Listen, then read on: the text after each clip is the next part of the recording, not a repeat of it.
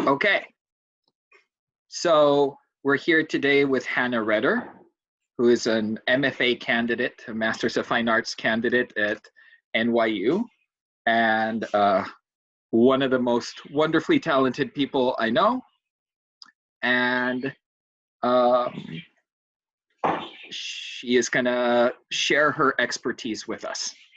At least some of it, not in writing, because that is not, or creative writing, because that is not super relevant to this course, but that's okay. So Hannah, in this course, what we do is we talk about jobs that people can get with different STEM degrees. Mm-hmm. And we talk about preparing for those jobs and things to do and things not to do and that kind of stuff. So can you tell us a little bit about yourself and what your job is and kind of how you help people? Yeah, so I, apart from going to school at NYU, I also work here in Manhattan at a staffing firm called HireArt. For those of your students who don't know what a staffing firm is, a staffing firm basically acts as a third party between companies that are looking to hire for roles and people who are looking for a job. So in a traditional staffing firm, a company would put a role up and it would be the staffing firm's job to find people that they think would be qualified for that job. And then they would normally have like candidates come in, they would bring their resume in or send their resume in, and they would do an interview, probably in person. And that has been the way that they've operated for a really long time. The company that I work for is all online. That's really the only difference. So we do our interviews online and our resumes online and everything. And my job is to take the interviews that people submit and to assess them and decide whether they would be a good fit for whatever role a company is hiring for. That includes resumes, but it also, at this particular company, also includes video interviews and written interviews. So yeah, that's what I do at that company. Great. And so when you're looking through and you're looking at the materials that people submit, like their resumes, what are some common things that, or what are some things that someone could do to stand out? Or what are some things that you might see that you're like, oh, no, this is no good? Like what kind of advice could you give to someone? Because we have several students that are going to be on the job market soon. What kind of advice would you give them in terms of preparing that material? Cool. I would say probably the biggest, and maybe this is kind of obvious, but I would say the biggest thing is just proofread your resume. Even if you're not, I have an English degree, and when I look for jobs, I'm often looking for jobs where writing matters quite a bit. And I know maybe that doesn't apply to the students you have in this class, but I source for a lot of jobs that where writing, doesn't necessarily matter all that much, but a resume that clearly has not been proofread definitely reflects poorly on you as a candidate. There's a lot of soft skills that are evident there that you don't have, attention to detail being a huge one. So before you submit your resume, send it to your mom, send it to a friend who is an English major, like just send it to somebody else who has not been looking at it all day, getting it ready. That's a huge thing. If it comes down to two candidates like who have basically the same experience, and one is very well proofread and the other is not, the one candidate whose resume has been proofread is going to get an interview and the other one won't. So that's the biggest thing. I would also say like try as much as you can to tailor your resume to the job that you're applying for, the kinds of jobs that you're applying for. We see a lot of people, and I actually have this kind of experience since I graduated college. My experience has kind of been all over the place, and we see that a lot with people my age and people who are graduating college now who haven't necessarily been like um, in one field, or like not necessarily all of their coursework has been um, in one area. And if you can look at a job that you're applying to and say like, okay, what of my experience is going to be the most important to somebody looking at this resume, and you like put it on top, and make it the most obvious, it becomes like, not only is it easier for somebody reviewing your resume to read and to like assess whether you'd be a good fit, but it also is clear to that person that you have read the job description, that you are interested in the job, that you care about like making yourself a good marketable candidate. And so I would say that those are two pretty big things that when we see a good resume, it's often because they're very well proofread and because they've clearly been tailored to whatever job that they're applying for. Great, thank you. So for a student that wants to think about a particular career field, but being a student probably doesn't have a bunch of full-time experience or whatnot, what kind of things would you say they could start doing now to help them kind of stand out when they graduate? Well, I think people who are reviewing resumes, if they know, like it'll be obvious that you have just graduated, and I think people will be understanding of that. I'm not going to tell you, that you need to have like a ton of extracurricular experience or activities and like volunteer experience on your resume, because really what it comes down to is like whether you can do the job, not like whether you're like a well-rounded person, as bad as that sounds, I guess. One thing you can do that I think right when you graduate from college is totally fine, just like put the coursework that you've taken. There's normally a section of your resume for your education. So under that section, just say like, this is the relevant coursework that I've taken, and just list out the names of the classes. So that someone who's reviewing it knows that even if you don't have the work experience, you do have like experience in a classroom and a degree to back that up. I will also say this is related to education, not necessarily to your question. A lot of people, for whatever reason, really want to put their GPA on their resume. I would not suggest doing that unless your GPA is like really good, probably 3.6 or higher. Just because if you have a GPA that's like not super high, it's gonna not necessarily reflect poorly, but it's not going to super help your case. And often leaving it off is going to help your case more. Really what people care about is having a degree. So that's kind of like a tangential thing. But just, you don't have to, like, don't feel obligated to put your GPA on your resume. So yeah, I would say put your coursework, and I think something that also makes a lot of sense, especially if like if you're graduating and you know what field you want to get into, and you like know what kind of jobs you would really be good at. A lot of people put a summary at the top of their resume. You can look for examples of this online. There are tons of examples. You'll see a lot of them that are like a paragraph long.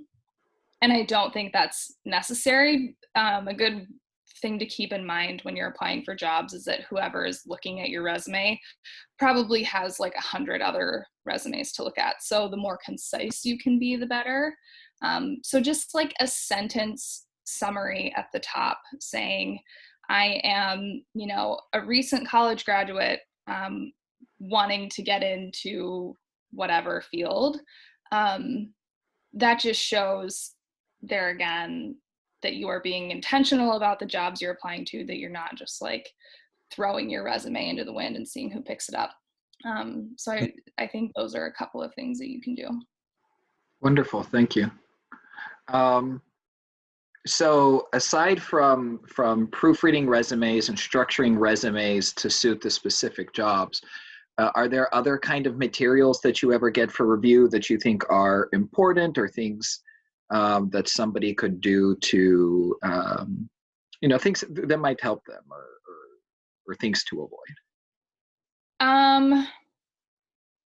We don't, one of the things that we don't do at my company is we don't do cover letters, but we do, as part of an online interview, have people write, we call it a supplemental question. So it basically lets you do what a cover letter does, which is speak to the experience that you have and how it relates to the position. Mm-hmm. And so, yeah, it's very much like a cover letter, and probably a lot of jobs that they will be applying to, they, will be submitting a cover letter, and those also can be very important. Maybe I think less than a resume, because if somebody is looking at your cover letter, most likely they have already looked at your resume and have decided that you're worth, kind of diving deeper into your application. But basically the same rules apply across the board. Really, really anything you do when you're applying for a job, proofreading, your writing is huge, obviously, but also not proofreading, but like polishing answers. Like I'm kind of diving into the territory of like actual interviews here. Hopefully that's still kind of applicable. Yeah, But hopefully. Okay, yeah. But basically being mindful about what this job is asking for and what will be like what someone hiring for a job will most want to know. So whether it's a resume or a cover letter or an interview, like having your answers ready to go and like polished. So with a cover letter, my suggestion to people is always like physically print out a job description and go through with a highlighter and highlight like what are they looking for, what are the 3 most important things that you're seeing, and then mention those in your cover letter. Kind of the middle paragraph of a cover letter should be, I acknowledge that you are looking for this, and this is the way that I have done that. That goes for experience. It goes for soft skills. If people say, like a job that I would look for, a lot of the time, a job description will say you have to have like outstanding written and verbal communication skills. So if I leave that out of a resume, or if I leave that out of a cover letter, that's probably not a good sign. So tailoring your cover letter to what a job description is asking of you. And this can be like a very, very tedious process if you're doing it right and not sending out cover letters that are kind of, blanket, I'm in the job market kind of things. Right. It can get very tedious, but that's the way that you stand out and get interviews. That's great. So now let's say that our students do like what they're supposed to do, and they put together a good resume with the coursework and Mm-hmm. you know, like a good cover letter, and they get to the interview stage. Yep. So tell me, do you have any advice about once you get to that interview, how they would go about making a good impression, what they could do, what are kind of common things that you see that you're like, ooh, no, that's no good, you know, bad impression, that kind of stuff. Kind of my biggest piece of advice there is be prepared. I like to tell the story about the time that I interviewed for a copywriting job at a marketing firm that I was in no way qualified to do. I don't know a single thing about marketing. I don't know what a marketing firm does. I had no idea. Um, and so before I had this in-person interview, I literally just Googled like common questions asked in an entry-level copywriting interview. And I went through that list and I wrote my answers out and I practiced my answers to my roommate. I had, you know, like rehearsed, not too rehearsed, but like I knew what I was going to say. And when I got into this interview, it appeared that the person interviewing me had also Googled questions asked in an entry-level copywriting interview, because he asked nearly to the question every single one. And I had an answer for every single one. And I got that job that I was like super not qualified um, to do. Um, so it's kind of maybe silly advice, but like, Google what kind of questions you might be asked depending on what job you're interviewing for. Um, Make sure you know like what the company does. You would be surprised at how often people get feedback from an interview and the employer will say like, this person clearly doesn't know what we do. They just wanted a job. And like, I get it. I know that the job, like the process of interviewing and looking for a job can be very stressful. And sometimes you are just in a place where you're like, I just need a job. I don't care what you do. But that, you know, there again reflects poorly on you and someone who is engaged and like interested in the work, or at least knows what kind of work is going on, is going to be a lot more competitive. Mhm. So yeah, that is a huge thing. Other than that, just like I feel kind of like a Boy Scout leader right now, just preaching like be prepared. Like that's all you really to Yeah. do. Like make sure you know like where you're going. We have a lot of the time where people will call us at the very last second before their interview, realizing that they don't know where they're going. They don't know where the office is. They don't know how to get there. And then they're late. So just like kind of anticipating some of the things that you might run into, just like a little bit of forethought will actually put you pretty well ahead of a lot of the people that are interviewing for a job. Like there are some people who don't put a whole lot of thought into what they're doing, unfortunately. Yeah, I think that's such good advice, especially because so if you have like a marketing major and you go to a marketing firm, then you know what they're doing. If you have a nursing degree and you go to a nursing, like a hospital or a nursing facility, then you clearly know what they're doing. But often people with degrees in math and statistics will go do data analytics for a firm where data analytics is not the primary mission of the firm. Or we have people that are getting computer science degrees that have gotten, and most of them will do programming at a place where programming is a necessary part of the business, but it's not the primary business of the firm. And so I think that that's a really good point, is that just knowing the technical skills doesn't really demonstrate that you're interested in the job.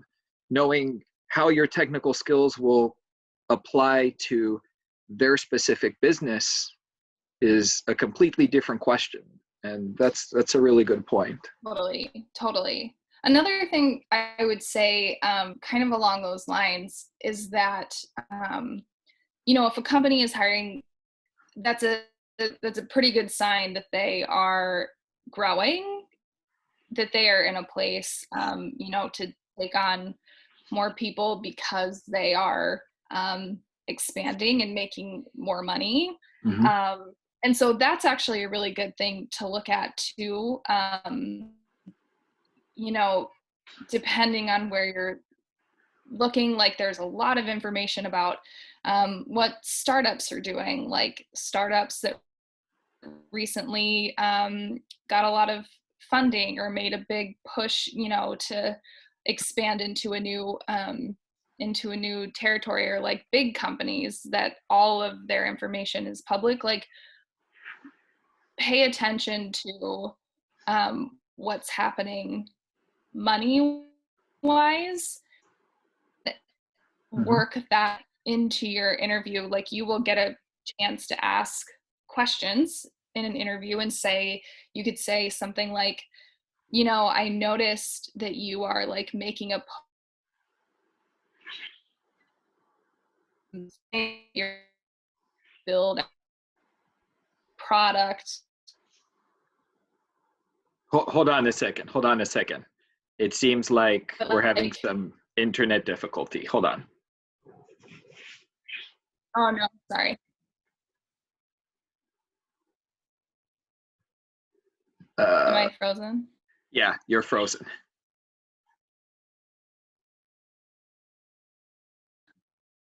You're frozen. Hold on. There we go. So we're recording again. Thank you.